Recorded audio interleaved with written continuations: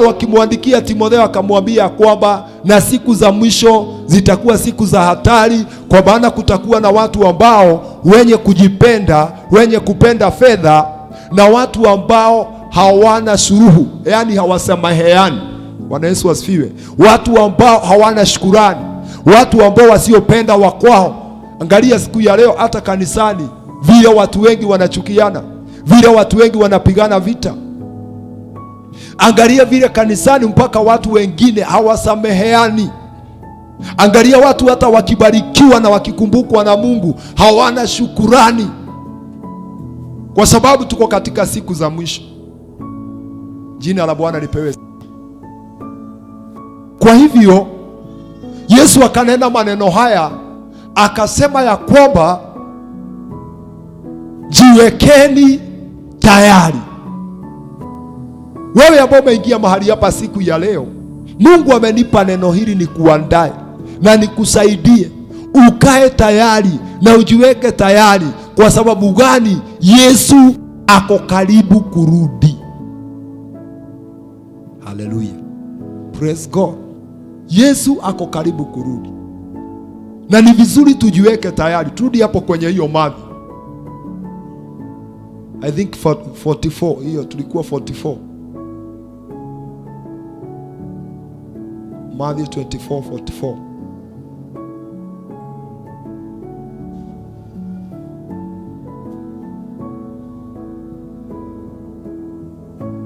Okay, nasema kwa sababu hiyo nanyi jiwekeni tayari, kwa kuwa katika saa msio tazamia Mwana wa Adamu yuwaja. Shika hiyo maneno vizuri.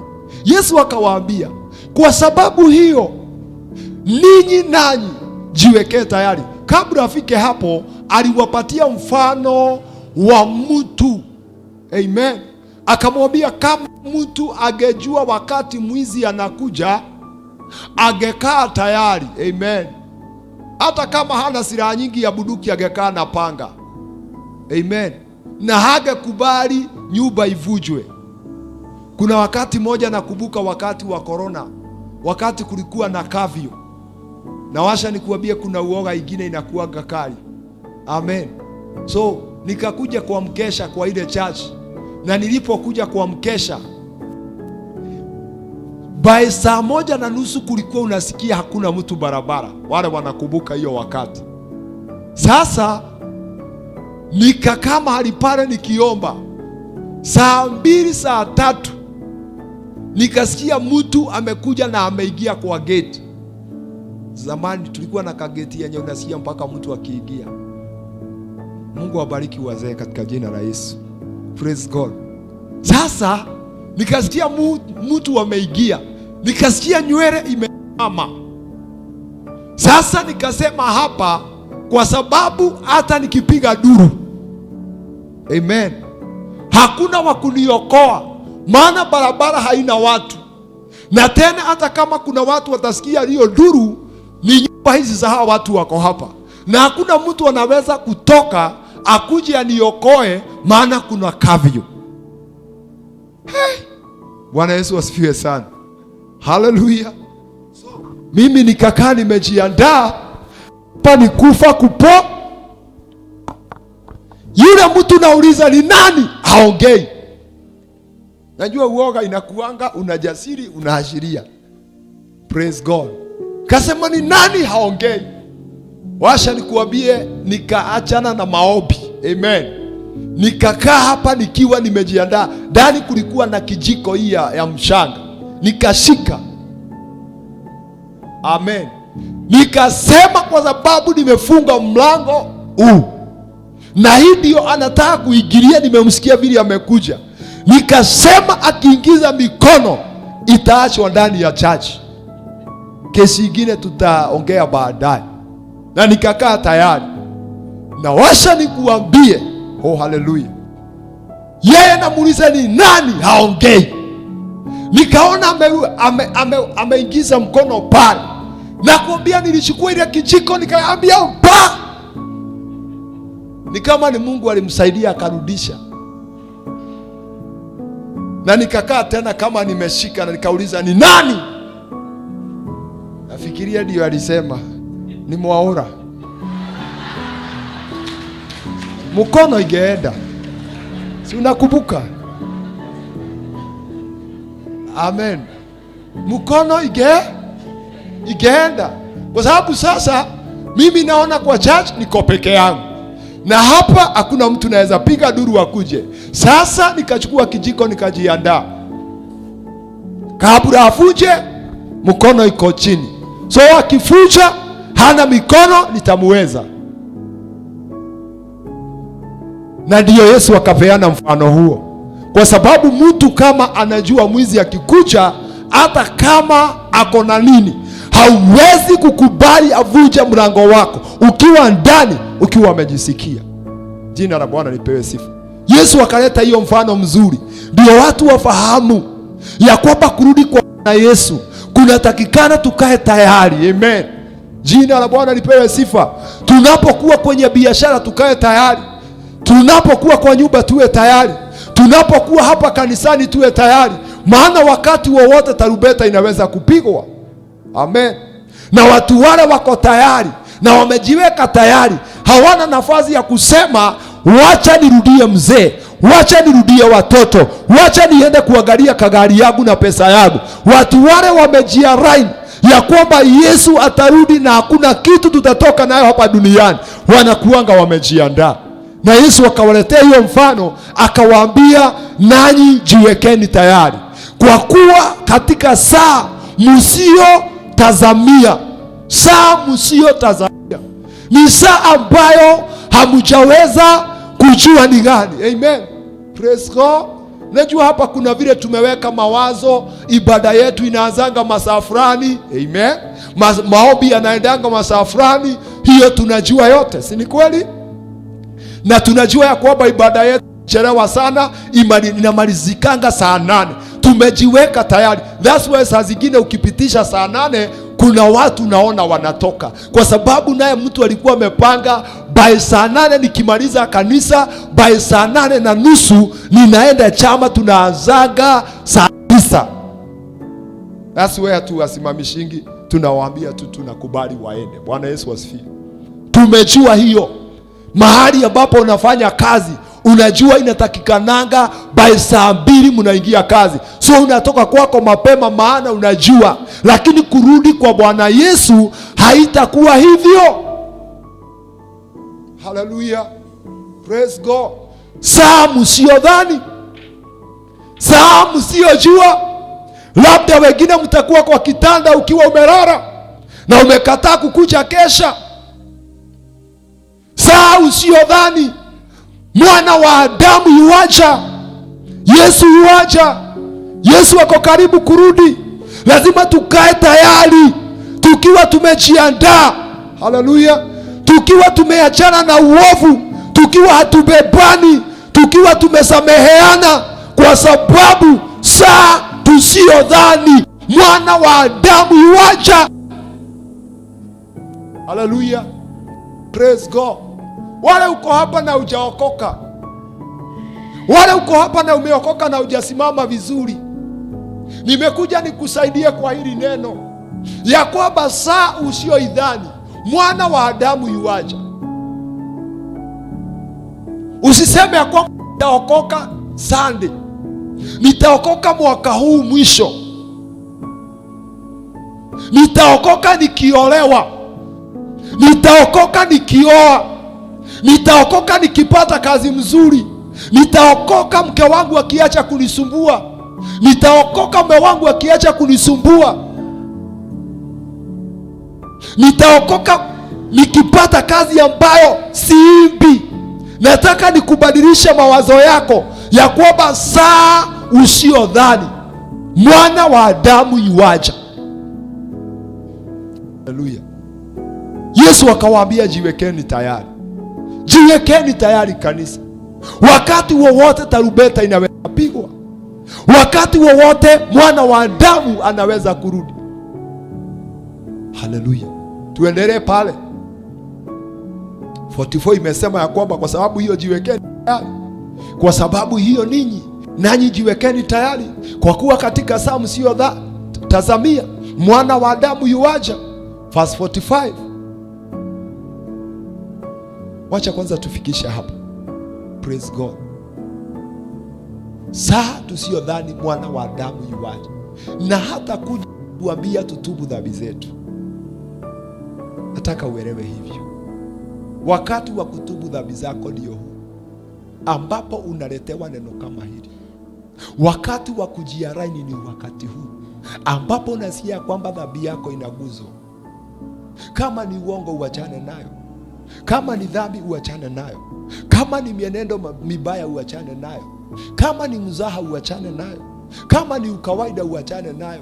Wacha kukaa kama watu wa dunia, kwa sababu saa tusiyodhani mwana wa Adamu yuaje. Na Yesu akapeana mfano huo, na akapeana mfano mwingine kwenye Matthew chapter 25. Akapeana habari wanawali watano ni wanawali 10 ama ni watano? 10.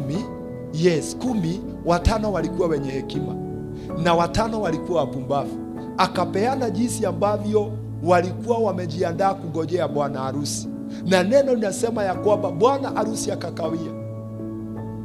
Wakamngojea akakawia, lakini neno linasema ya kwamba wenye hekima walijaza taa zao mafuta, na wakaenda wakarara, na wakaweka ingine na vibuyu.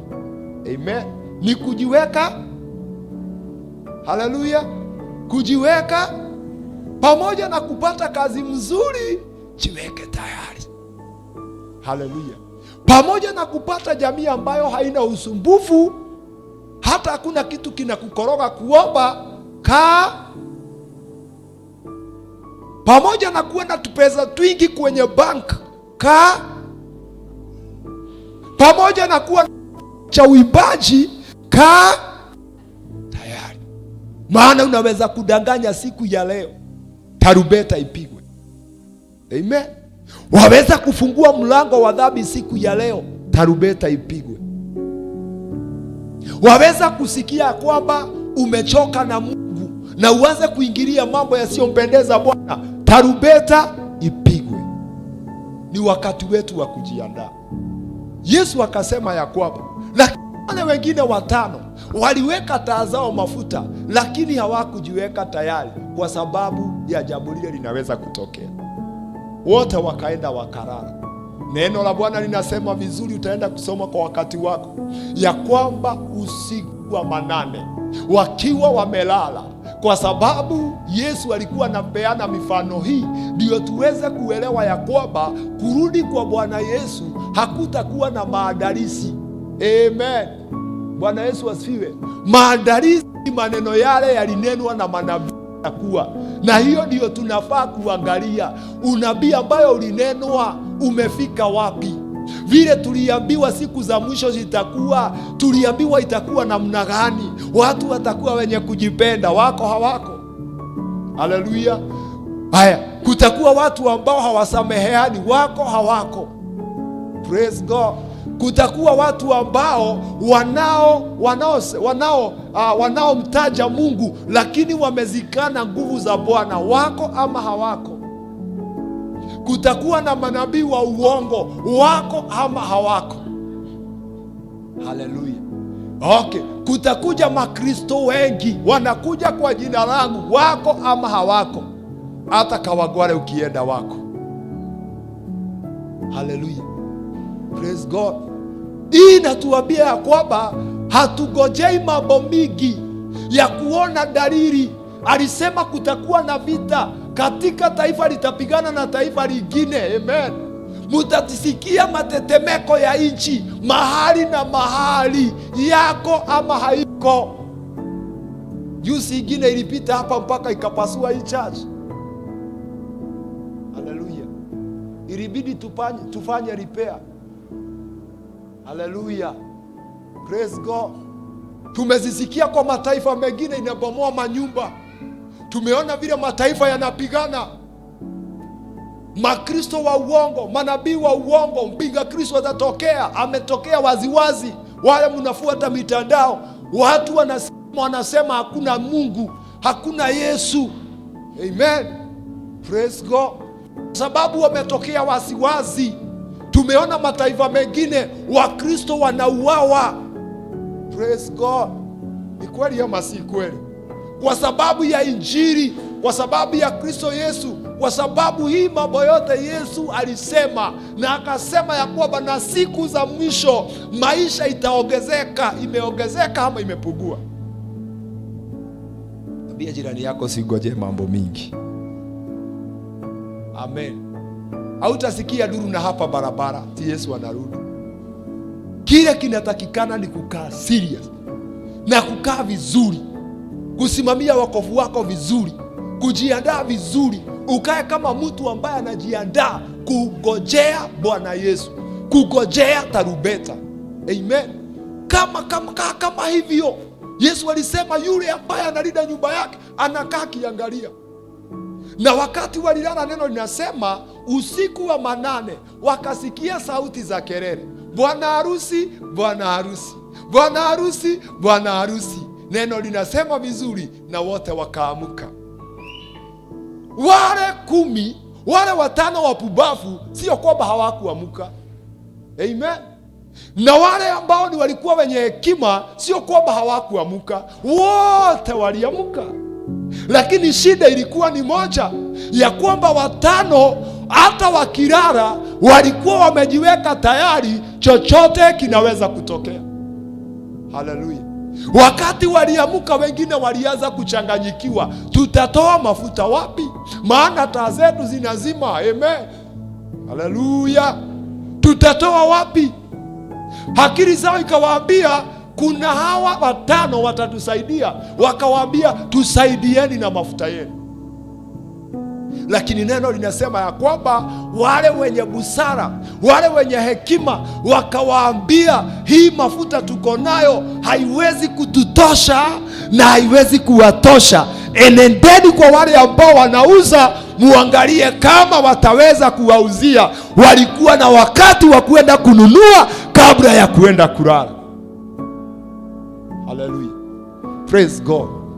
Walikuwa na wakati, kama vile ambavyo tuko na wakati ambao ndio huu tunasikia neno la Bwana, ambao ndio huu wa kutubu dhambi zetu, ambao ndio tu wa kujitakaza na kujitenga na mambo yale yasiyompendeza Bwana. Tuko na wakati, lakini kuna wakati unakuja ya kwamba tarumbeta itakapopigwa, hata mchungaji hautamuona, hata kuombea, kwa sababu kila mtu atakuwa anakimbia kumlaki Bwana Yesu. Mimi sitakuwa naambiwa kwamba oh minister, oh deacon, oh pastor. Hapana, hata mimi nitakimbia kumlaki Bwana Yesu. Haleluya. Hata saa hiyo ukikimbia uniambie, pastor, kuna wakati ulihubiri na ukasema ya kwamba niachane na mzee wa mtu, hiyo wakati sikuweza, lakini saa inasikia vile tarumbeta imepigwa nitaasha. Wadugu na wadada, hiyo sitasikia, maana ulikuwa na wakati wa kuachana na yeye na umwambie, mimi nataka kukaa tayari, kwa sababu najua dunia na mambo yake yanapita, najua kuna mahali ninaenda. Praise God. Uko na wakati mzuri sana wa kufanya maamuzi mazuri. Uko na wakati mzuri, na Mungu amekuleta mahali kuna neema, mahali kuna mahubiri ya ukweli, mahali unaambiwa ukweli. Ndio ukweli huwa unachoma, ukweli huwa unafinyiria, lakini ukweli ukiuelewa utakuweka huru. Haleluya. Mimi nashangaa sana, ni kwa sababu wakati ninasoma neno la Bwana ninasikia vile kutakuwa ya kwamba kuna watu watatupwa kule nje, watakuwa na kilio na kusaga meno. Mimi naambia Bwana, usikubali nitupwe kule nje, kwa sababu kule nje ni maumbwa, washerati, makahaba, watakuwa na kulia na kusaga meno. Lakini wale ambao wataweza kuingia katika uzima wa milele, praise God, watafurahia milele. Afadhali uteseke muda mdogo hapa duniani, afadhali ufinyiriwe muda mdogo hapa duniani, afadhali watu wakuambie wewe umekuwa mpumbavu hapa duniani. Lakini hii dunia, hata ukikaa sana, sio wengi wanafikisha miaka 100. Ni kweli ama si kweli? Sio wengi wanafikisha.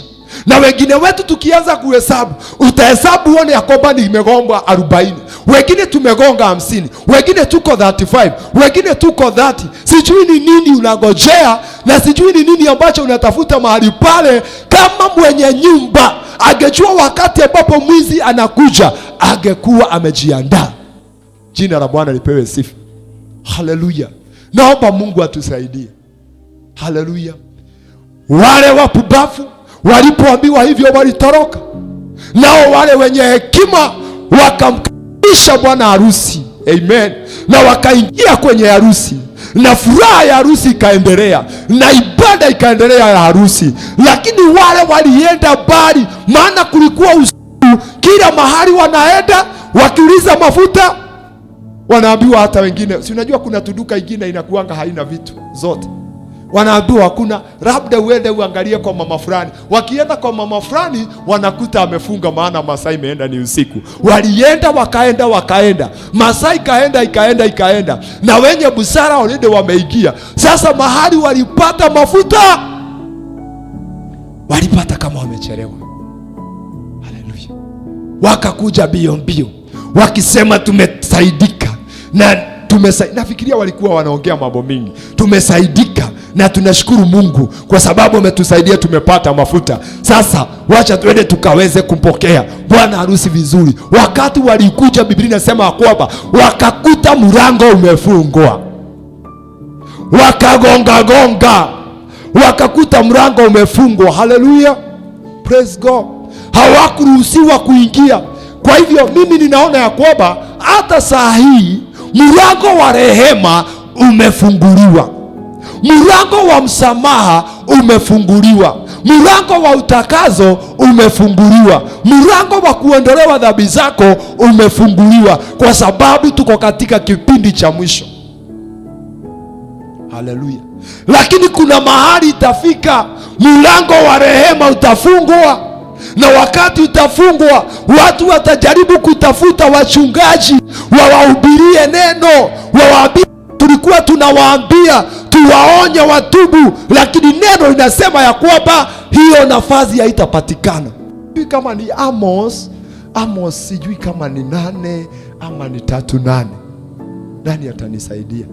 Ambayo inasema ya kwamba mtatafuta neno, wataanguka, vijana wataanguka wakilitafuta neno wasilione.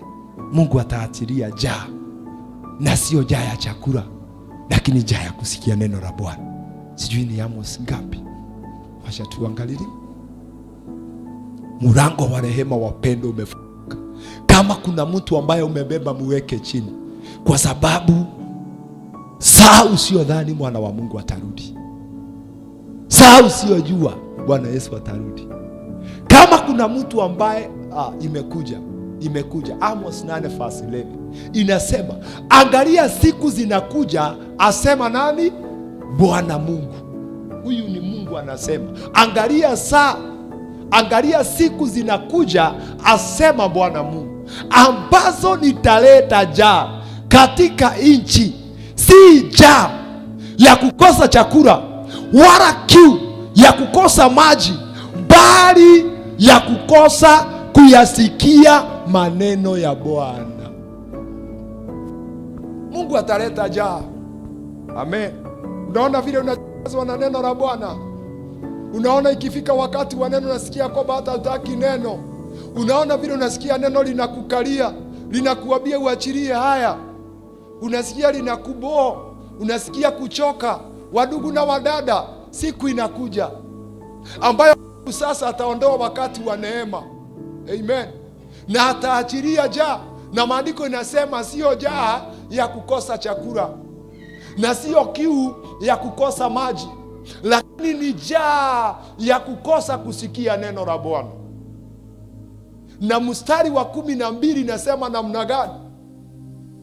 Inasema nao watatangatanga toka bahari hata bahari, na toka upande wa kaskazini hata upande wa mashariki. Watapiga mbio wakienenda huko na huko kulitafuta neno la Bwana wasilione. Haleluya. Praise God. Hello. Watatangatanga huku na kule, watatoka kijiji hiki wakienda kingine, watatoka kanisa hili wakienda lingine, watatoka huu mji wakienda mji mwingine, na sio kwa sababu ya kutafuta kibarua ama kazi, wakitafuta neno la Bwana. Amen. Haleluya. Nafikiria ndio Wakolosai, Paulo aliambia Wakolosai, neno la Bwana na liwe nyingi ndani yenu. Wachanga kusikia vibaya wakati neno linahubiriwa, wachanga kuzizia wakati neno linahubiriwa, wachanga kuchukua Biblia unaanza kulala, kwa sababu kuna wakati utafika sasa Mungu aweze kuachilia njaa. Wengine wetu hizi Biblia zitachomwa. Bwana Yesu asifiwe.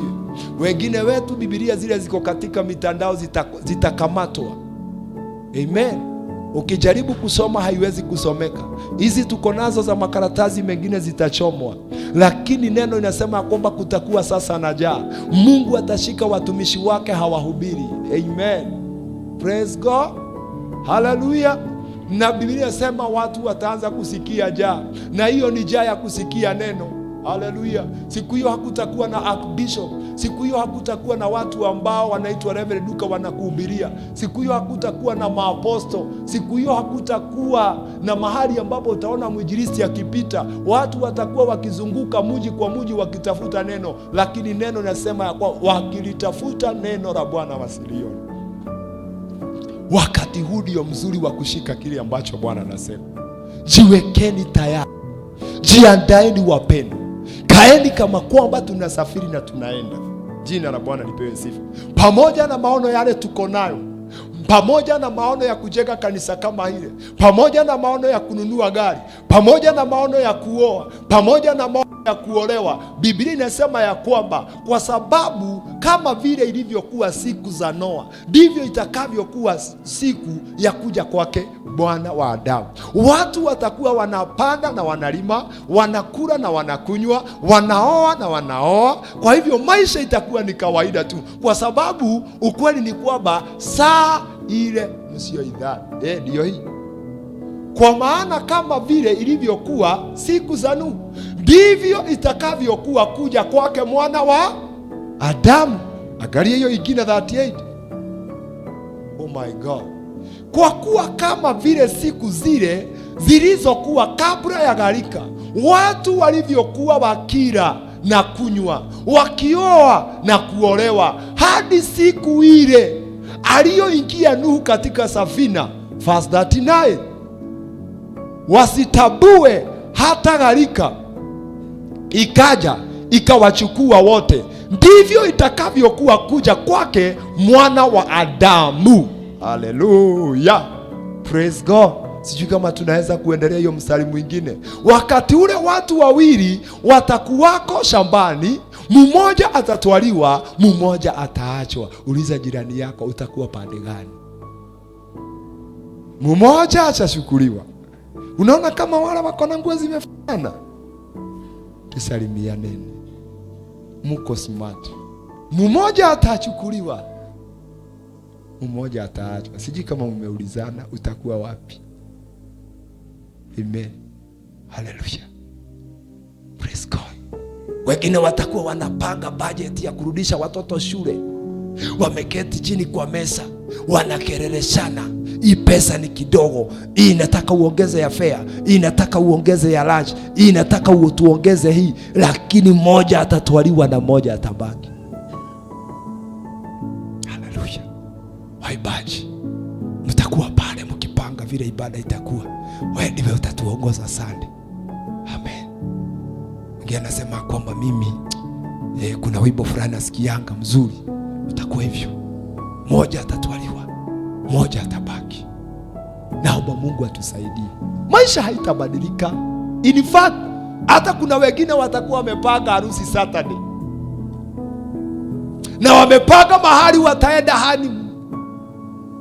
Hey, hallelujah. Praise God. Hakutakuwa kitu kitabadilika. Mwingine atakuwa na maono ya kununua kaplot, hata ameenda amekaona, amekaangalia, wamesikizana bei, ameenda kwa banki maybe mpatie pesa, lakini wakiwa pale na mtu ambaye wanamsaidia kujaza roho na kuchukua, mmoja atanyakuliwa na mwingine atabaki. Mwingine atabaki hapo na makaratasi. Haleluya. Watu wangu wa protocol, Bwana Yesu asifiwe. Wengine mtakuwa mnapanga nani ambao wanangojea reverend. Tukae tayari. Tukae tayari. Bwana Yesu asifiwe. Asha, kaeni tayari. Maana kama vile ilivyokuwa wakati wa Noa, watu walikuwa wanakula, watu walikuwa wanakunywa, kama vile hata sasa wengine umesikia maana kuna watu wanashuka weekend. Unauliza tumalize ibada uende uangalie kitu weke kwa tumbo. Watu watakuwa wanakula. Amen. Hata kuja wakati watu wako fasting wote, atakuja wakati wengine wako fasting, wengine hawako fasting, atakuja wakati ule. Amen. Na atakuja wakati ule akuta watu wanapanga vile ambavyo watapanda mlimani, mmoja ataenda na mwingine atabaki.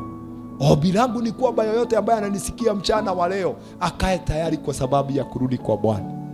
Amen.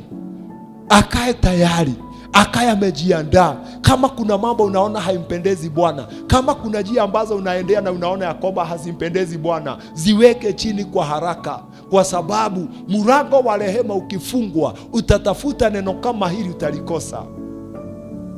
Amen. Na by the way, utatafuta utalikosa. Utajaribu kuingia kugugu kwa mitandao, nayo yote itakuwa imekamatwa, mahubiri imekamatwa. Haleluya. Kiria mundu igete ngoro nikio gikamutongoria. Jina la Bwana lipewe sifa. Kile umeweka katika moyo wako ndicho kitakacho kuongoza. Praise God.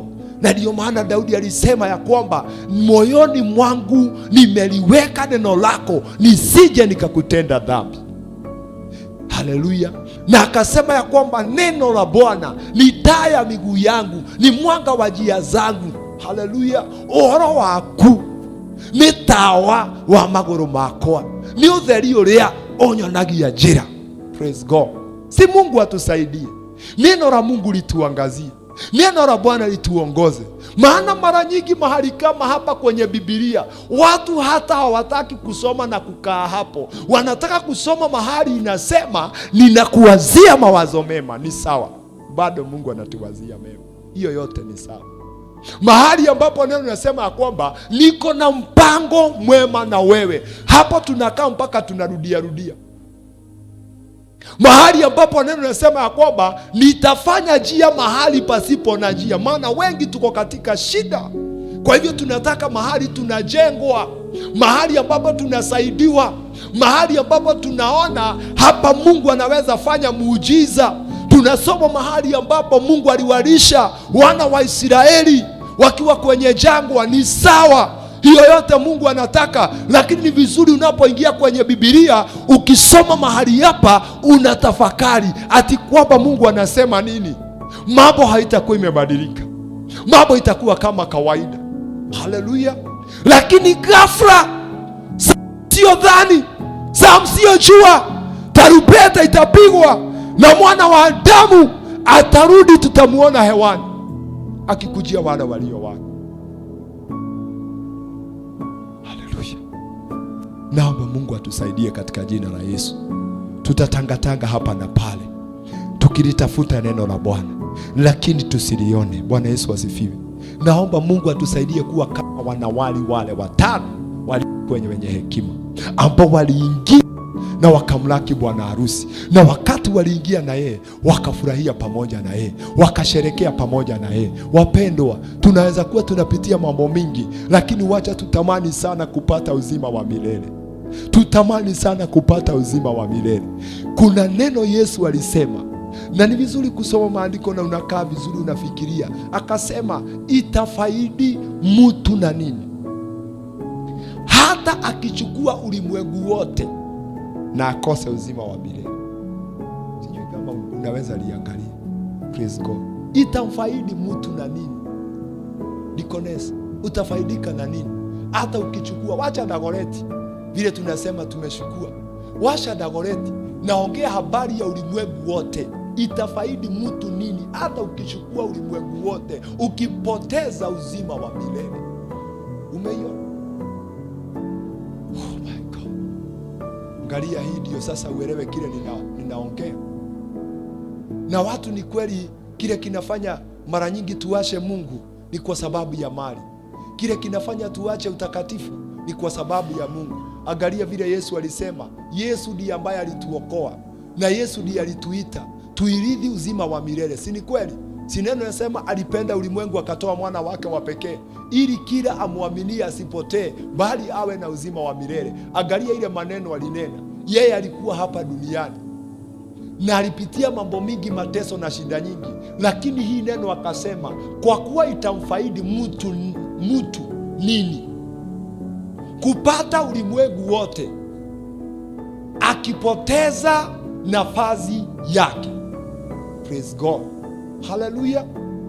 Mtu atafaidika na nini? Hata nikipewa Dagoretti mzima, hata nihubiria watu mamilioni, hata niponya watu na niinue viwete, nitafaidika na nini? Hallelujah. Hata ninunue ndege, hata ninunue ploti, hata nijenge gorofa, hata niwe na pesa nyingi na gani? Hallelujah.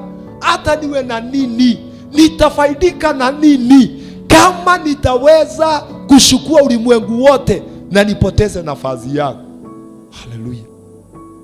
Mnajua Ezekiel, I think ni Ezekiel sijui kama ni chapter 7, huwa inasema ya kwamba fedha tutazitupa kwa barabara. Sijui kama uliwahi kusoma neno kama hiyo. Ni Ezekiel gani?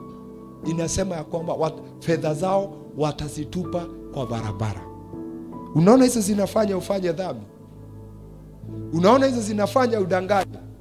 At least uone ka M-Pesa yako inasoma 20,000, 100,000. Siku moja itafika hazitakuokoa. Umeiona?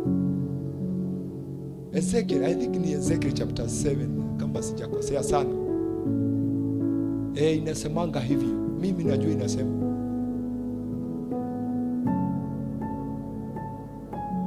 Utaitafuta tutaiona. Ati watatupa fedha zao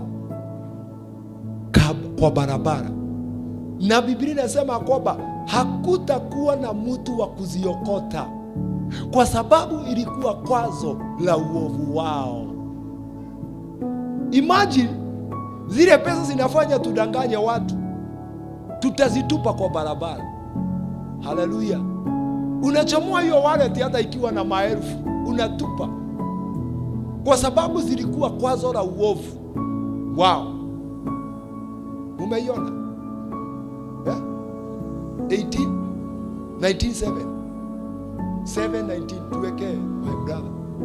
Mimi nataka nikufugue. Unaona Yesu mwenyewe amesema nini? Ati mtu atafaidika na nini hata akichukua ulimwengu wote na apoteze nafasi yake. Ingine inasema kwamba mtu atafaidika na nini hata akichukua ulimwengu wote na apoteze uzima wake. Angalia hii, watatupa fedha yao katika njia kuu za mji na dhahabu yao itakuwa kama kitu cha unajisi. Fedha yao na dhahabu yao hazitaweza kuwaokoa siku ya ghadhabu, amen, ya Bwana.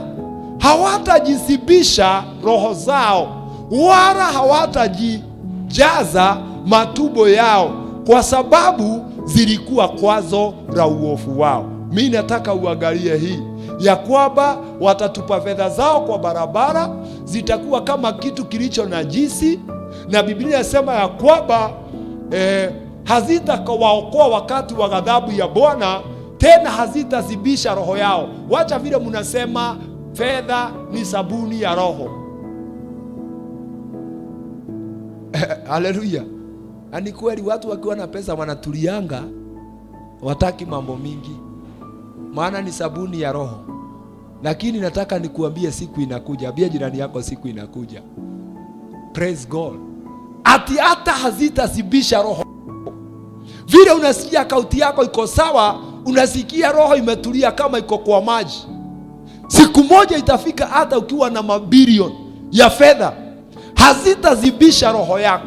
Alafu pia inasema wacha kusibisha roho yako, hata hazitazibisha tumbo yako.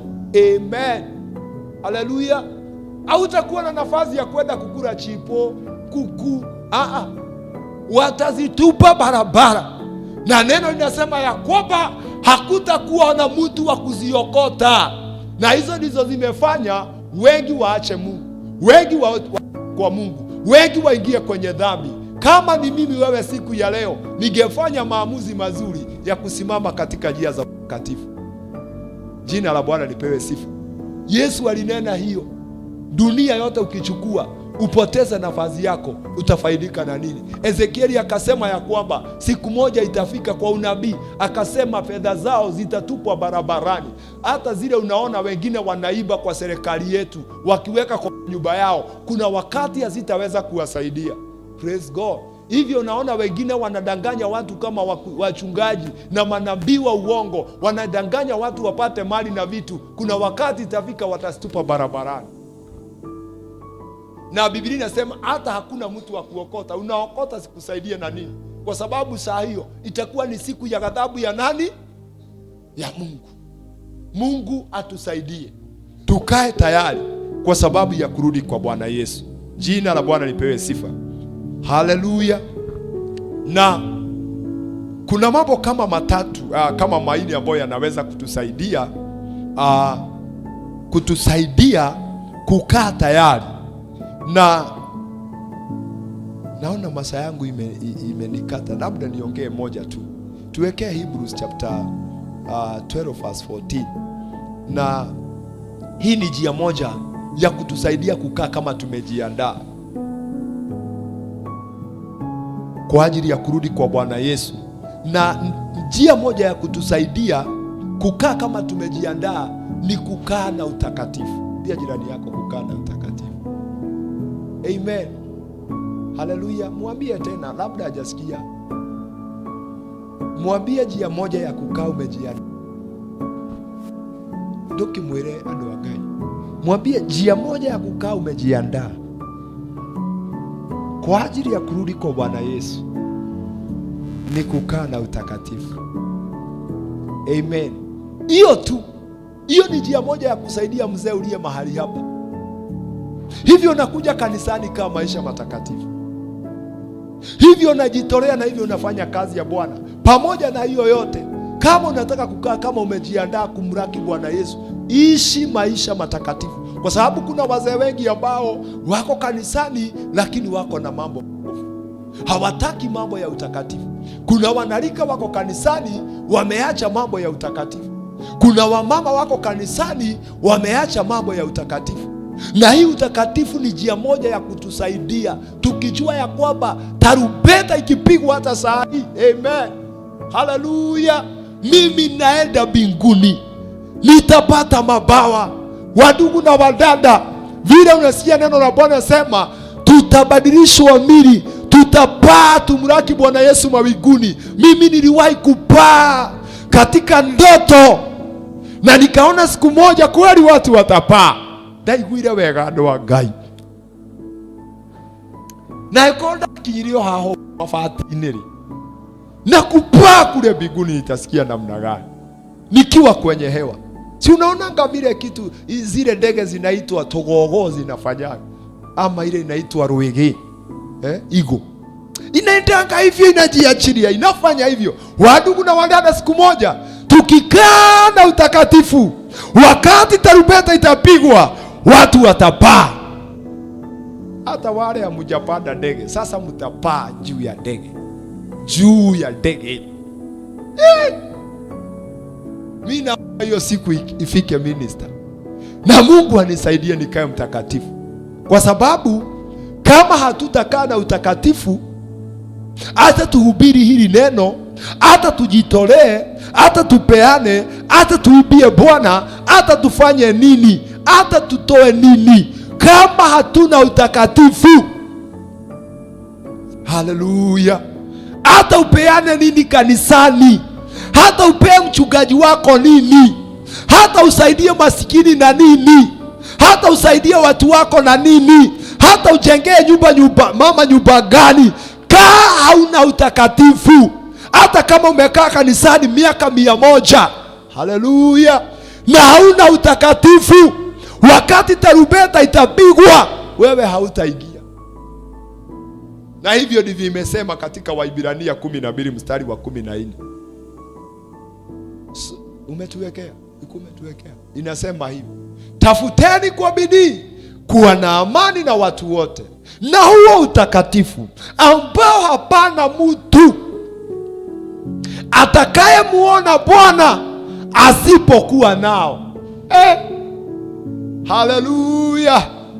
Bia jirani yako, kaa na utakatifu. Mwambie kaa na utakatifu. Haleluya! Pamoja na kuwa na bidii, kupenda watu, kuheshimu watu, kuheshimu wachungaji, kujitolea kwa Bwana, kujitoa kwa Bwana, kuna kitu neno limesema, na huo utakatifu lazima tuweze kuwa nayo, kwa sababu hakuna mtu, iwe ni pastor, iwe ni reverend, iwe ni archbishop, iwe ni apostle, iwe ni nabii, iwe ni mwimbaji, iwe ni mtu anaona mambo ya mtu, haleluya, bila utakatifu hakuna mtu ambaye atamuona Bwana. Haleluya. Iwe uko na magari magapi, iwe uko na viwango gapi za maisha Mungu amekuinua, bila utakatifu, iwe unatuimbisha mahali hapa tunajazwa na Roho, iwe unafanya miujiza.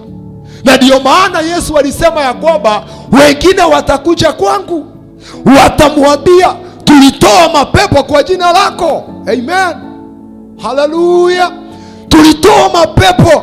Mapepo ilikuwa inatuona inakimbia, mapepo ilikuwa inatuona inapiga duru, ilikuwa inatuona inatetemeka, lakini Yesu atawaambia ya kwamba enendeni huko, mimi siwajui.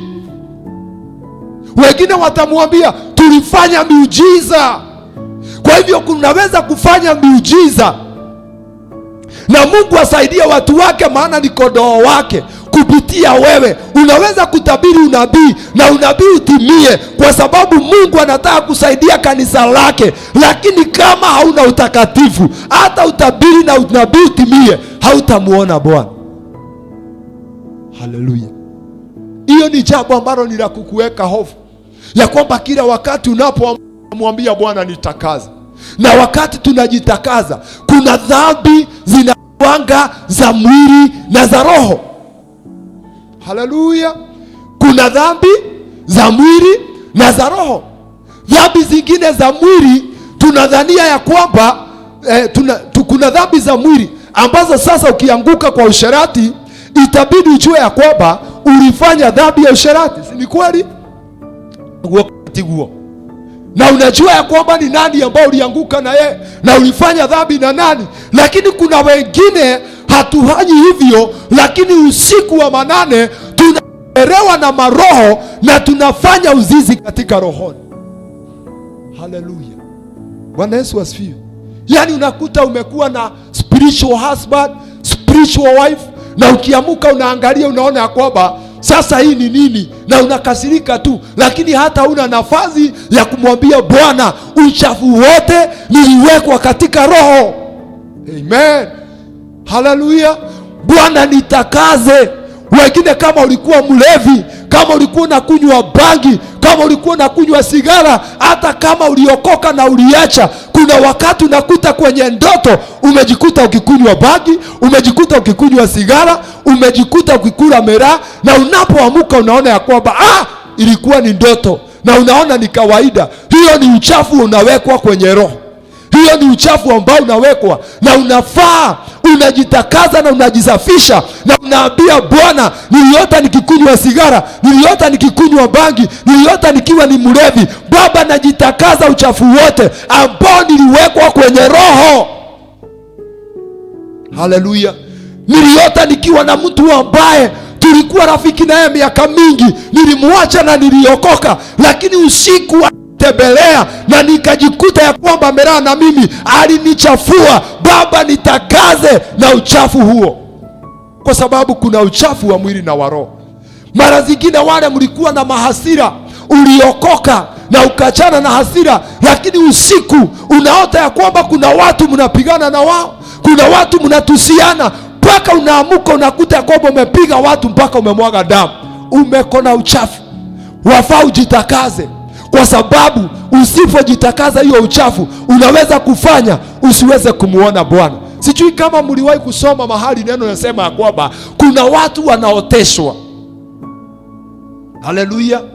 Kuna watu wanaoteshwa, na hizo ndoto ambazo tunaoteshwa, zingine zinatuchafua roho, zinatuchafua roho, mpaka wakati unapoamka unasikia mawazo yako imechafuka, unasikia moyo wako umechafuka. Hata kama hakuna mtu anajua kile unapitia, umenyamaza hapa, lakini ile ndoto uliona ya kwamba nilifanya dhambi ya usherati, na unasikia ndani yako umechafuka. Wafaa kumwambia Bwana, nitakaze katika jina la Yesu, nisafishe kwa jina la Yesu. Uchafu wote uliingia katika rohoni, Baba nitakaze. Na ule ambao ya kwamba ulitoka kwako mwenyewe ukaingia kwa mwanadamu na ukafanya dhambi, mchungaji hakukuona, mzee wa kanisa hakukuona, watu wachache hawakukuona, wewe mwenyewe ndio ulijua ya kwamba niliingia saa ngapi na nilitoka saa ngapi.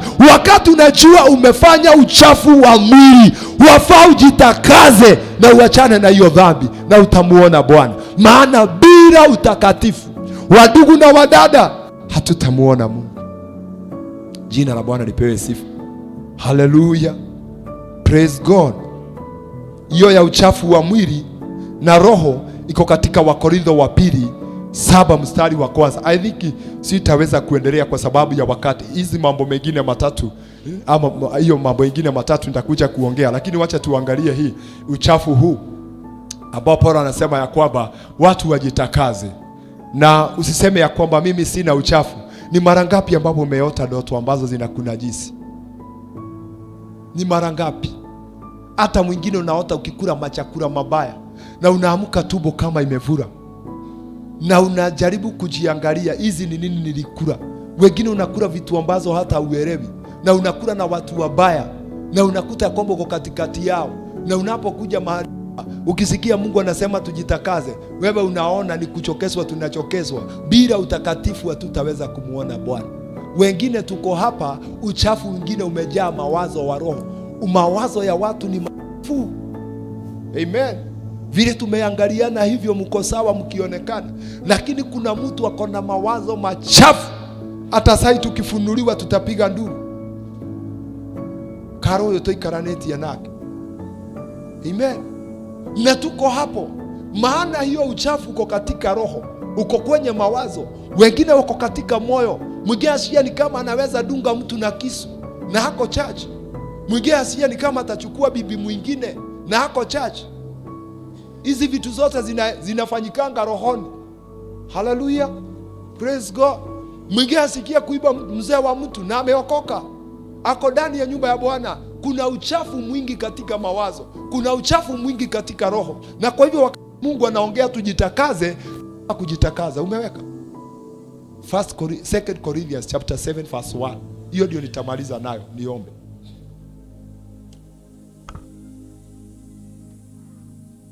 Inasema hivi: basi wapenzi wangu, kwa kuwa tuna ahadi hizo. Ahadi hii ni ya uzima wa milele. Uzima, abia jirani yako, tuko na ahadi. Amen. Ahadi hizo za uzima wa milele. Tuko na ahadi ya uzima wa milele, na tuko na ahadi ya kubarikiwa mara 100 hapa duniani. Tuko na ahadi hizi kwa Bwana. Alafu inasema ya kwamba basi wapenzi wangu, kwa kuwa tuna ahadi hizi, na tujitakaze nafsi zetu na uchafu wote wa mwili na wa roho, huku tukitimiza utakatifu katika kumcha Mungu. Tujitakaze kwa uchafu wote wa mwili.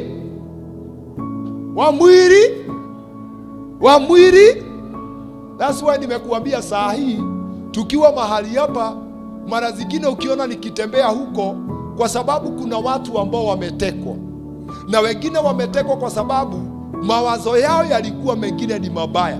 Shetani akapata nafasi akawaingia. Amen. Bwana Yesu asifiwe. Haleluya. Yaani unasikia misukumo ya mambo mengine ambayo haufai kufanya. Na kwa hivyo nikitembea hapo huko, tukikutana na wewe, lazima sasa nuru na mwangaza haziwezi kupelekana. Lazima kama kuna roho ya giza iko ndani yako ihame na iondoke. Praise God. Hallelujah. Lakini tukitulia hapa, hakuna mtu ako na shida. Zote tuko sawa. Na kama Mungu hangeachilia nguvu zake, wengine tungeenda tu tukiwa sawa, lakini kumbe ndani yetu kuna roho hata inaweza ua mtu. Tumetulia zote, tuko sawa, na hata kama kulikuwa na meza ya Bwana tukule tungekula bila wasi. Lakini kuna mtu hapa amebeba roho ya uaji. Amen. Kuna mtu hapa amebeba roho ya usherati. Kuna mtu hapa amebeba roho ya wizi. Kuna mtu hapa amebeba roho ya hasira. Na wakati nakemewa lazima imanifesti ikiondoka. Haleluya. So wakati tunajitakaza maroho yale yasipate na nafasi.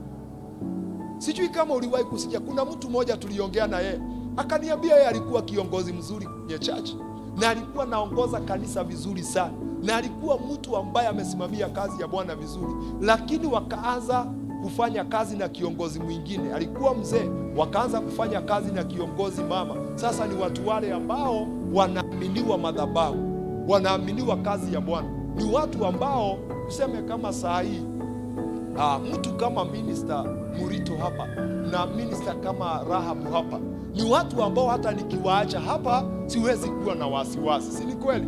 Kwa sababu ni watu ambao ninajua ya kwamba ni watu nimewafundisha mambo ya utakatifu, so sina wasiwasi hata nikiwaacha mahali hapa. Na alikuwa ananiambia alikuwa wanaendelea kufanya kazi, wakafanya kazi hata wanaendelea kufanya kazi ya Bwana, lakini all of a sudden hakujua vile kulienda, stories za mambo ya Mungu zikabadilika. Haleluya. Yule mwanamke wakaanza kuongea vitu zingine, wakaanza kuleta mzaa polepole. Ndio wanatandikia madhabahu vizuri na inang'ara vizuri, maana ni viongozi, lakini mwishowe imagine aniambia kwamba baadaye alijipata amefanya dhambi na huyo mama. Na sio kwamba hana mke, ako na mke wake, na mke wake ako hapo kanisani, na hawezi muuliza kumuacha kwa sababu ni mtu ameokoka na ako serious na Mungu. Lakini hii mazoeano, hii kuingiana sana, hii mzaha ilileta dhambi, wakakuta sasa wamefanya dhambi. Haleluya. That's why hata hapa tunashauri wachungaji wale tuko na wao, viongozi wale tuko na wao, siwezi taka sana hata mimi tuingiane sana, kwa sababu wakati mnaigiana sana, shetani anaweza pata nafasi. Amen. Hata ukikaa na mtu hapa mwezi ongea mambo ya Mungu masaa 12. Amen. Itafika mahali utamletea stori za kwenu, na yeye atakuletea stori za kwao, na hizi stori zitafika mahali zinaweza kupita mipaka. Amina. Na zinaweza kuzaa dhambi. So huyo mzee alikuwa ananiambia, mimi mahali nimefika, nashindwa nifanye nini? Nilikuwa napenda Mungu, nilikuwa naogopa Mungu, nilikuwa najitoa kwa Mungu, na kutoka wakati nifanya dhambi, mambo yangu yote iliharibika. Maana Biblia inasema ukizini utakuwa muombaji wa kipande cha mkate. Kazi zake zote zilianguka, maisha yake yote ikaharibika. Na sasa baadaye alikuwa ananiambia ni kama huyu mama alikuwa na roho. Lakini hata kama alikuwa na roho, si niliwafundisha habari ya Yusufu? Si alikimbia? Kwa hivyo kama alikuwa na roho, na wewe ulikuwa na kadogo. Amen. Haleluya. Alikuwa na roho, inaweza kuwa yake ilikuwa kubwa, yako ni kadogo. Na unajua kuna magnet zikafurutana, baadaye dhambi ikaingia. Mzee analia, kazi zimeanguka, miaka sijui ngapi, hakuna kitu nimefanya. Nikamwambia rudia Bwana na ukuwe serious na Mungu, Mungu atakusamehe. Bwana Yesu asifiwe. Hata yule unaona ameokoka, usikubali maongeo mingi sana. Semeni amen. Usikubali maongeo mengi sana. Haleluya. Usikubali maongeo mengi sana. Maana huyo ambaye unaona ameokoka, Huyo tu ndiye shetani anaweza kutumia kumaliza hatima yako, kumaliza maisha yako.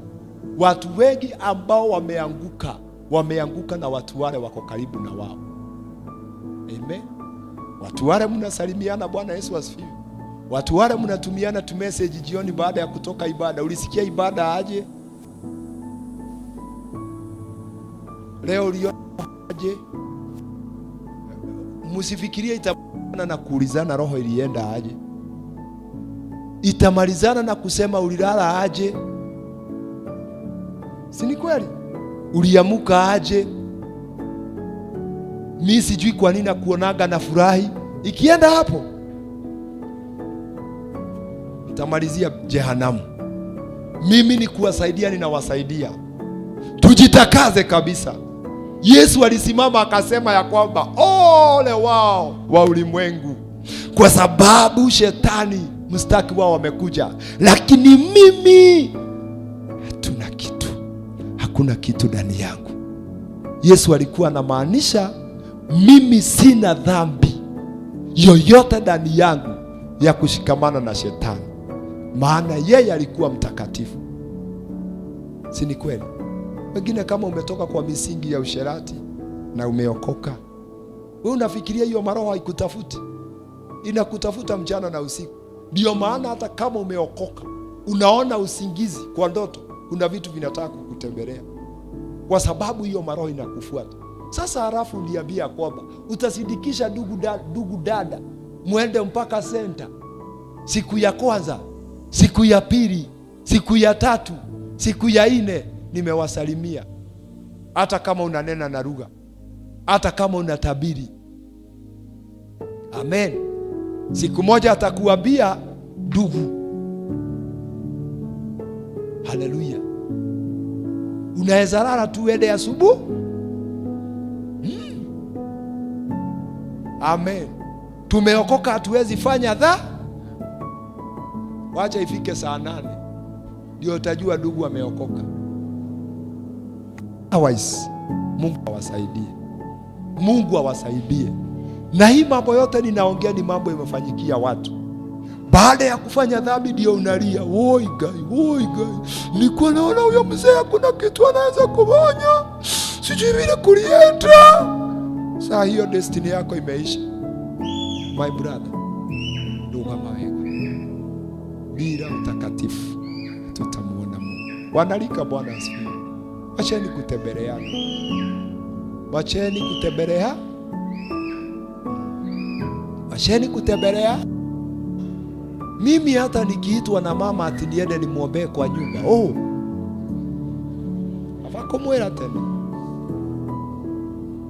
Amen. Ati mtu aniite reverend demo ite nyumba oka.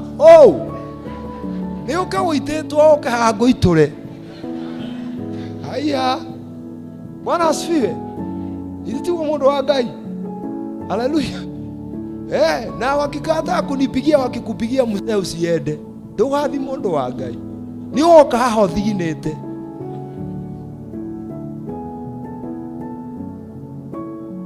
Amen.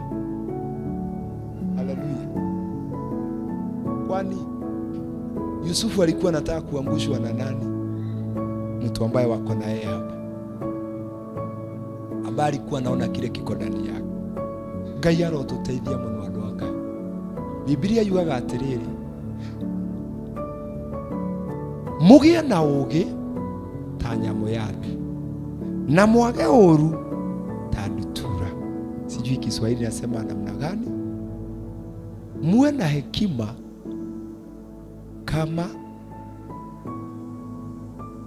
kama nyoka, na mwage uru. Muwe na mpole kama jiwa. Haleluya. So wadugu na wadada, hata wachungaji wale wameanguka, ni kuitwa kuja uombe mtoto mgonjwa. Mtoto peleka hospitali ama ulete kanisani. Kana mrona ati andu a Ngai. Si ni kweli? Na kama unataka kabisa unikubalishe, ni kuja na wazee watatu na mama moja. lakini peke yangu, ole wako, ole wako. Amen. Maana najua mimi sio malaika. Amen. Na najua ya kwamba tumetegewa mitego mingi, tumepangiwa mipango mingi. Amen. Na tukisimama hivyo, wadugu na wadada, tutaona tutamuona Bwana. Amen. Usikozeshwe na mtu utakatifu ati kwa sababu mnashiriki chachi na yeye akutembelee kila wakati. Mwambie tukutane kanisani. Hey, haleluya. Kama kuna mzee anatembea kwako, mwambie leo nimesema usirudi kutembea, hata kama ni deacon, hata kama ni minister, hata kama ni pastor, nimesema asitembee. Ngwenda gukuona we, tuonanire haha. Amen. Tuonanie wapi? Na hiyo itatusaidia, na tujitakaze kabisa mbele za Bwana kwa uchafu wa mwili na wa roho. Inamisha uso wako, mwambie Bwana nisaidie, in the mighty name of Jesus.